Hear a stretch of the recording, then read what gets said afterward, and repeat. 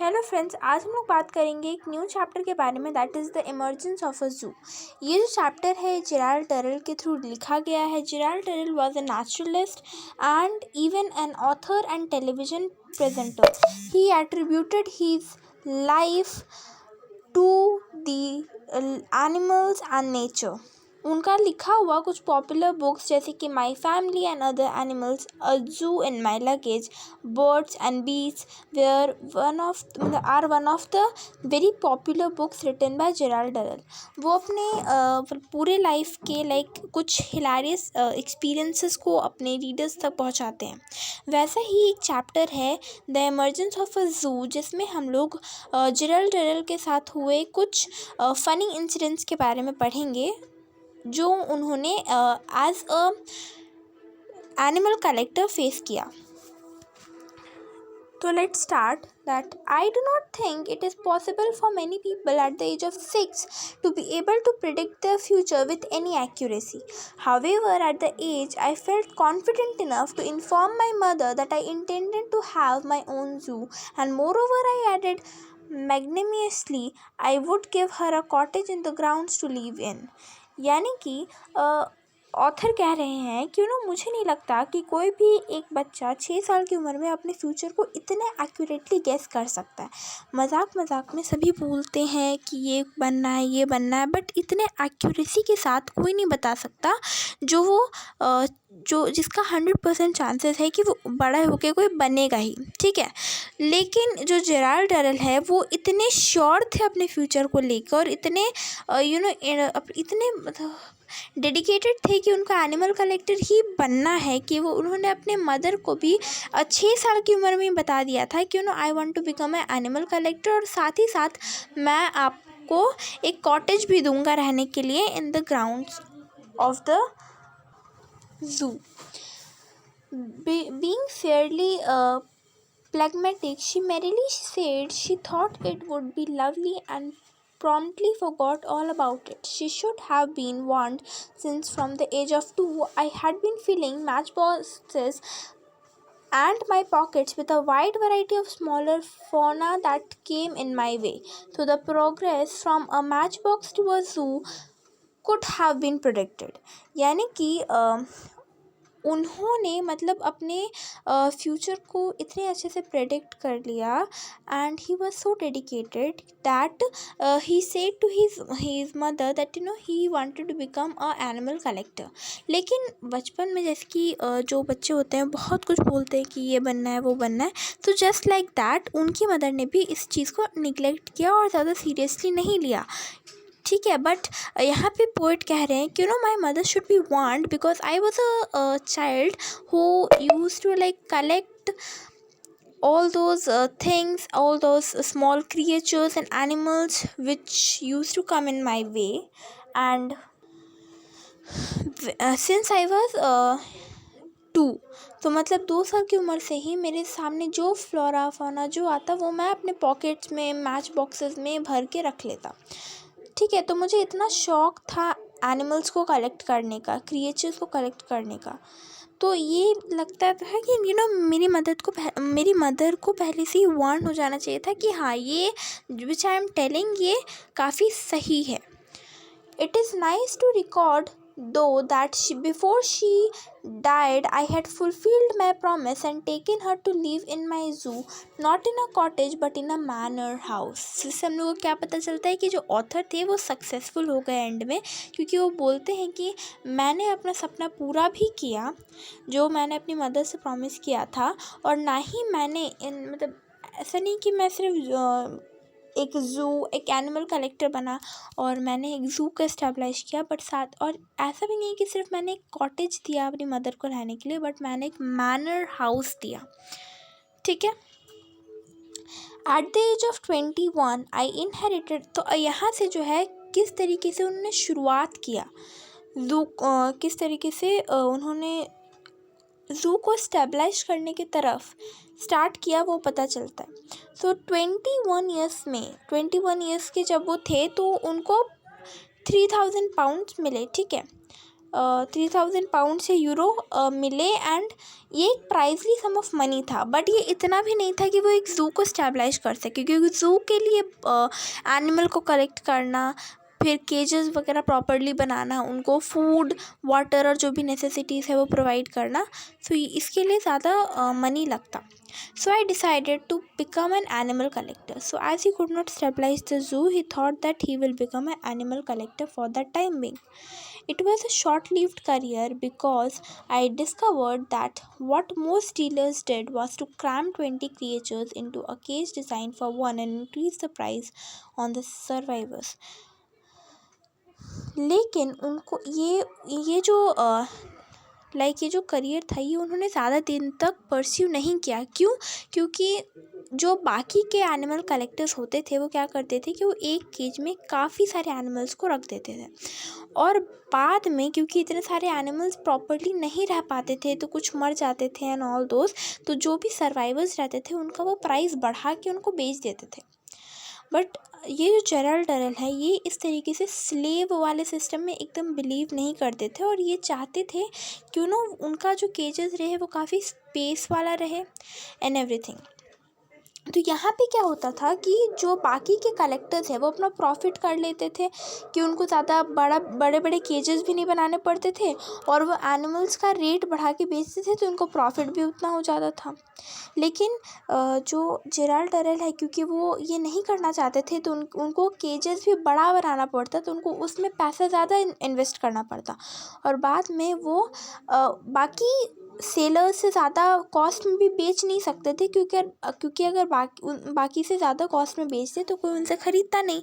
तो इसी वजह से ये एक शॉर्ट लिव्ड करियर रहा डरेल के लिए, एंड ज़्यादा दिन तक उन्होंने ये परस्यू नहीं किया. So my cages were spacious and my animals were well cared for. So I lost all my money. So मैंने अपने केजेस को स्पेशियस बनाया, और मैंने अपने एनिमल्स को अच्छे से केयरिंग, उनको अच्छे से खाना पीना एंड एवरीथिंग भी प्रोवाइड किया.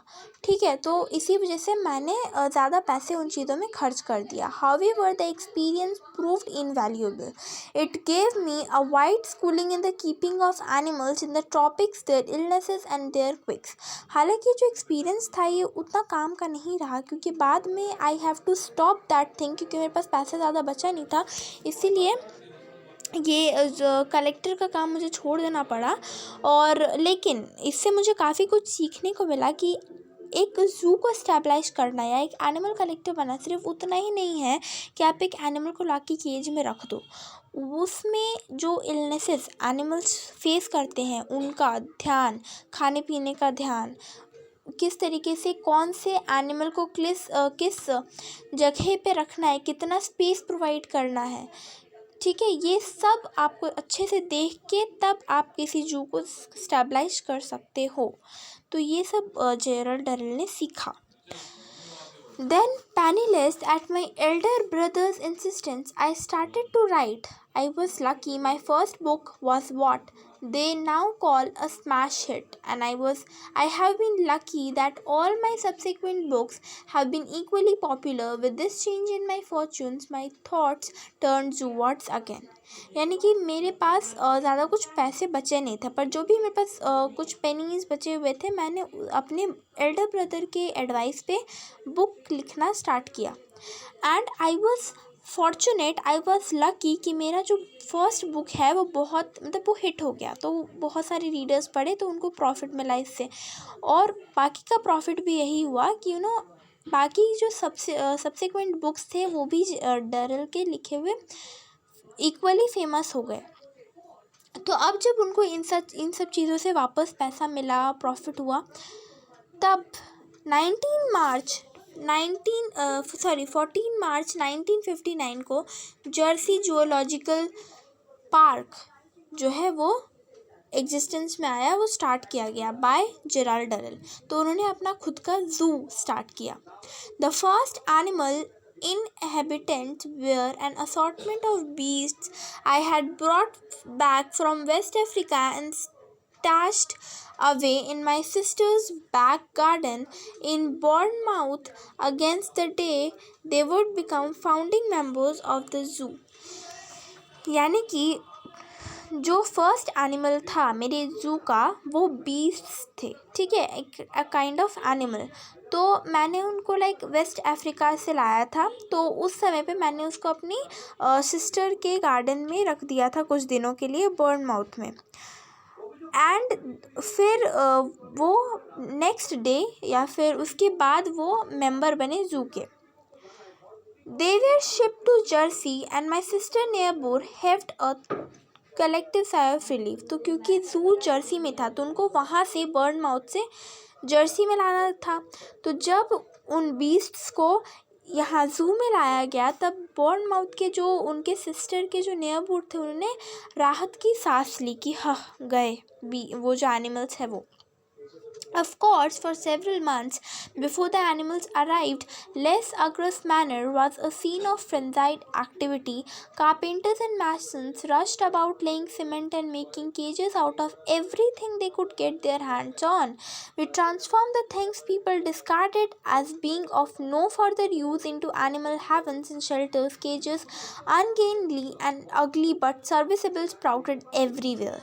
So of course कुछ दिनों के लिए हम लोगों ने एनिमल्स को लाइक लेस ऑग्रोस मैनर में रखा जब तक के लिए ज़ू में उनको नहीं लाया गया था। लेकिन जो हमारे पास उतना ज़्यादा बजट नहीं था कि हम एकदम पैसे मतलब दे के अच्छे से अपने केजेस वगैरह को बनाए। तो हमारे कारपेंटर्स या मैसन्स जो थे वो जो उनको मिल जाता सीमेंट एंड जो भी उनको मिल जाता जो पड़ा हुआ रहता है ह्यूमन का जो कुछ भी, ठीक है, कोई कहीं से कार्डबोर्ड वुड कुछ भी उनको जहाँ से भी मिल जाता जो कि केजेस बनाने में इस्तेमाल किया जा सकता है वही वो लेके केजेस बना देते।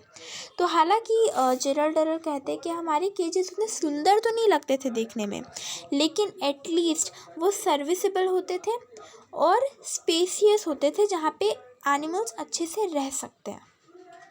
Our setting was, of course, idyllic.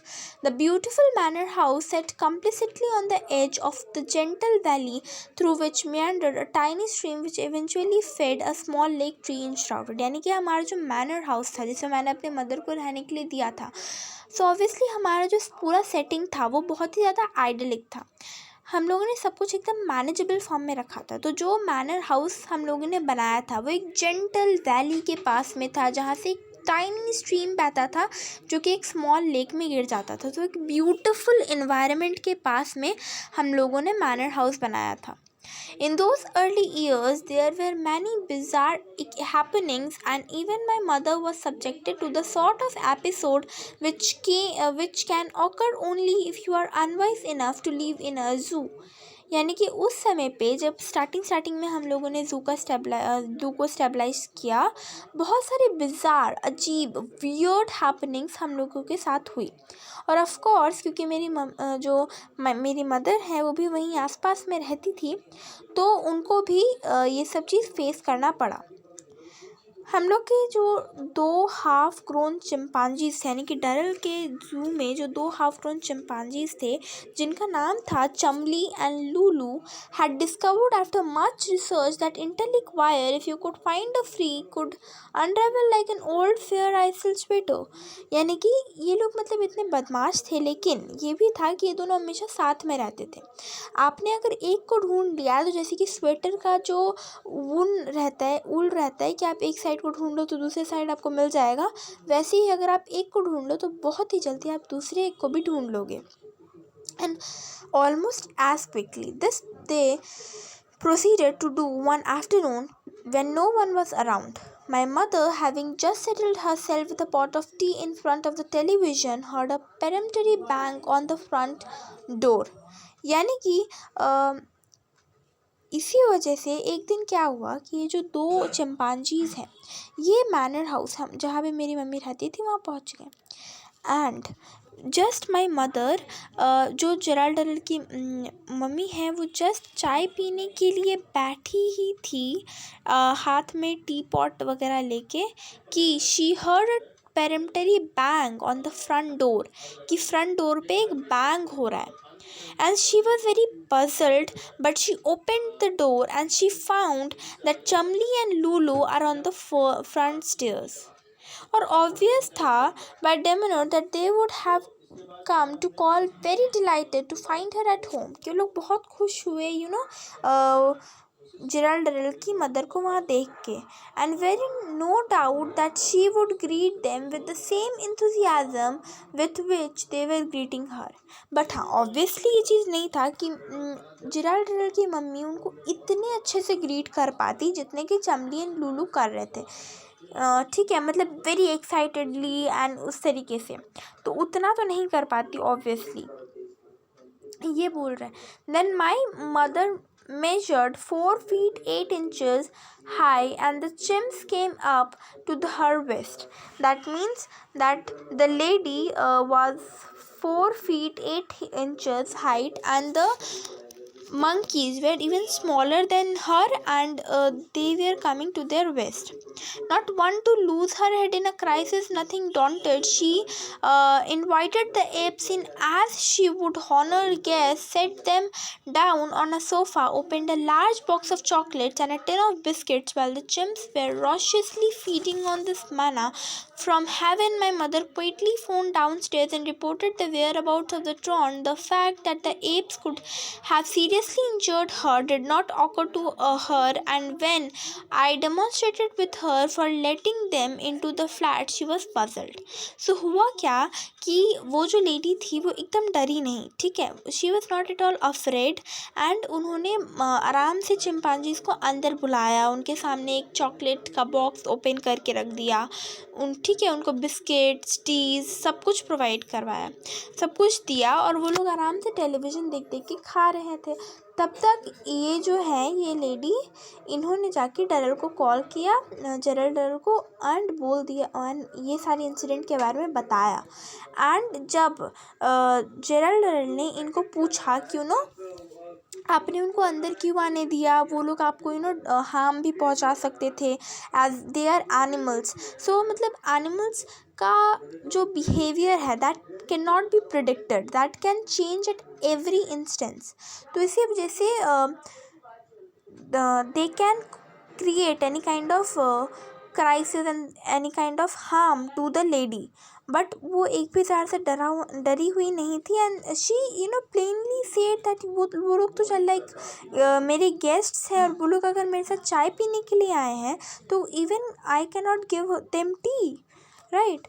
तो इन्होंने मतलब ये सब बहुत पजल्ड हो गई, and she said to Darrell that they are my guest and I have just given them tea and some biscuits. So what is the problem in that? But dear, she said plaintively, they came to tea, and she added thoughtfully, and had jolly better members than some of the people you had up here. और ये जो है Gerald की mother उनको ये भी बोली कि ये एटलीस्ट ये जो चिंपांजीज थे, ये तुम्हारे जू में जो बाकी के लोग हैं उनसे तो काफ़ी जॉली और बेटर बिहेव्ड ही थे, ठीक है. सो ये वन ऑफ द इंसिडेंट था जो कि जेराल्ड डरेल के साथ हुआ. इसके आगे और भी इंसिडेंट्स हम लोग पढ़ेंगे, देखेंगे पार्ट 2 में.